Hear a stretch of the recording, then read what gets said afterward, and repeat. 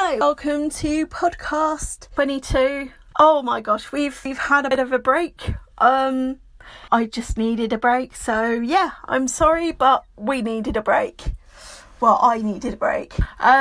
Sorry for the sound effects of the road being dug up. They are busy little bees working on the road outside. Applaud them. They're going to be a bit noisy throughout the podcast. Yeah, I'm sorry about that.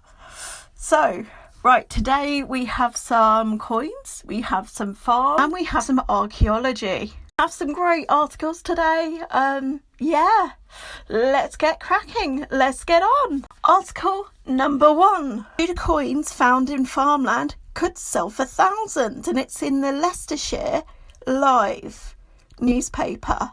Oh my God. So they found these coins and they could sell a lot more than they were worth originally. Tudor coins found in Leicestershire farmland could sell for thousands. Oh my gosh. It was found by a metal detectorist. Obviously, I mean, who just stumbles upon amazing, really, really, really old coins? Who just stumbles upon them? Oh, I'll just have a little bit of dig here. And then they find them. That doesn't happen. He probably was digging for treasure. I don't know. He probably was, he or she. A gold coin dating back nearly 500 years to Tudor England is expected to sell for a 5-figure sum. They're not telling us how much it is. Oh my gosh. At auction, after being found in Leicestershire farmland. Ooh. The 467-year-old coins was discovered by a metal detectorist and is set to be auctioned off later this year. It is estimated to be worth between 12,000 and 15,000. Oh my God. So it's just one coin, but it's worth a hell of a lot more than when it was in circulation. The coin is a Queen Mary half angel from 1553 to 1554. Will be sold at, I'm not going to tell you where it's going to be sold. Hanson's coin valuer William Hayward said, "It is an incredible find. It dates back to the time of the Tudor monarchs who ruled England during the 16th century. Consequently, it's extremely rare. Good quality for its age." Well, I hope if I was 400 years old, I'd be that good quality in age. The coin was minted during the reign of Queen Mary, who came to the throne in 1553. She brought English coins back to the sterling standard and struck all her gold coins the more traditional finish of 0.995, rather than some of the Desbrosses coins during the reign of her half-brother Edward VII and her father King Henry VIII. This makes it one of the most significant treasure finds ever. Previously, experts were anxious to disguise the location of the find to stop trophy hunters plundering the area and damaging the farmland and damaging the site. The initial find was made by Ken Wallace, November 2000. He found about 130 coins with a metal detector. In October 2012, a unique ring was found at Dussum Battle by metal detectorists. Archaeology believe the ring could date back sometime between 1200 and 1300. The ring was declared as treasure and now lives in the Harborough Museum. The astral was found in 2016 in Melton and dates back to the early medieval era. The treasure was recorded and these items were donated to a museum. We're going to go to Article 2 now. Article number 2. Article number 2. Lost medieval castle found under market by archaeologists. Oh my gosh, so there was a little castle before the market came. Oh my God, that's going from rich to poor in extreme sense. Oh my gosh. And it's by the Metro newspaper. And online archaeologists have discovered what's left of one of the most important strongholds in medieval history. What's happened is basically they left all the foundations of the castle. They just knocked the top half off and left the stuff underneath the earth. So when they went to dig, they found the foundations of the castle. But there we go.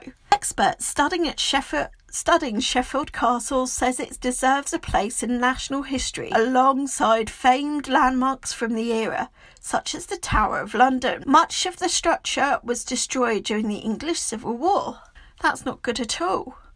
And the little that still remains was hidden for years in the basement of a grim concrete markets complex. Oh my gosh. But the site has been opened by the redevelopment of the area, and archaeologists say that the strong evidence was more substantial part of the castle may still be in place. Well, that's fantastic. So anything like underground level surface, like the dungeons and the stronghold, which was probably underground, would have, and like the servants' quarters would have been underground. It would have been in the basement. It would still be intact. The foundations still would be intact. The University of Sheffield says the new study of the site reveals that how the castle was among the most important political and cultural centres in medieval England, home to aristocrats who played a major role in local, national and international affairs. Archaeologist lecturer Professor John Morland said, Sheffield is seen by most people as a still city, but what our research makes clear is the city has a deep history that dates right back to the Middle Ages. They've known about it since 1920 because they actually did an archaeological dig, and they found a shoe, like a 13th century shoe, with the pointy bit. There's a picture of a shoe. Unfortunately, since the castle was largely destroyed, followed by the English Civil War, and multiple developments had been built on the site ever since.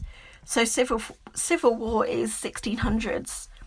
This rich medieval history of the city has largely been forgotten and ignored. Archaeologists believe the castle was created alongside a planned town that still forms the core of Sheffield city centre. So, where the city centre was the old town of 700 years ago. Mary Queen of Scots, who was regarded by many as the rightful Queen of England, was held prisoner there between 1570 and 1584. Oh, I didn't know that one.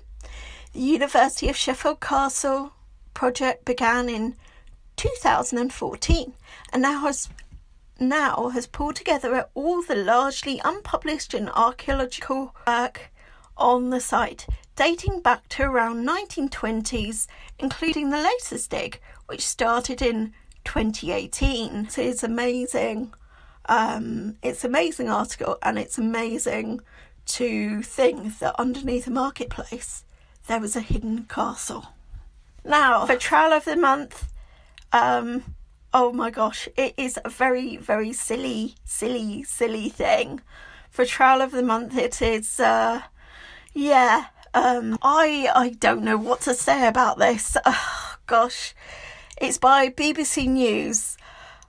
Old TV caused village broadband outage. So an old TV made everybody's electrics go. Oh my gosh. Okay. So, internet. It's from BBC News. Old TV caused village broadband outage for 18 months. For 18 months. The mystery of why an entire village lost broadband every morning at 7 a.m. was solved when engineers discovered an old television was to blame.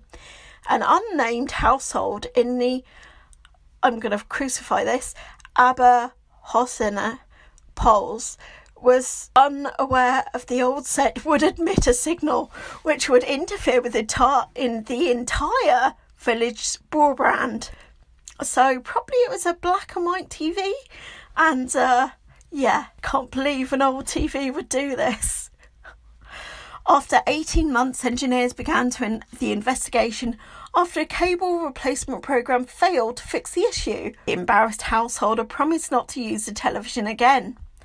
The village now has a stable broadband signal.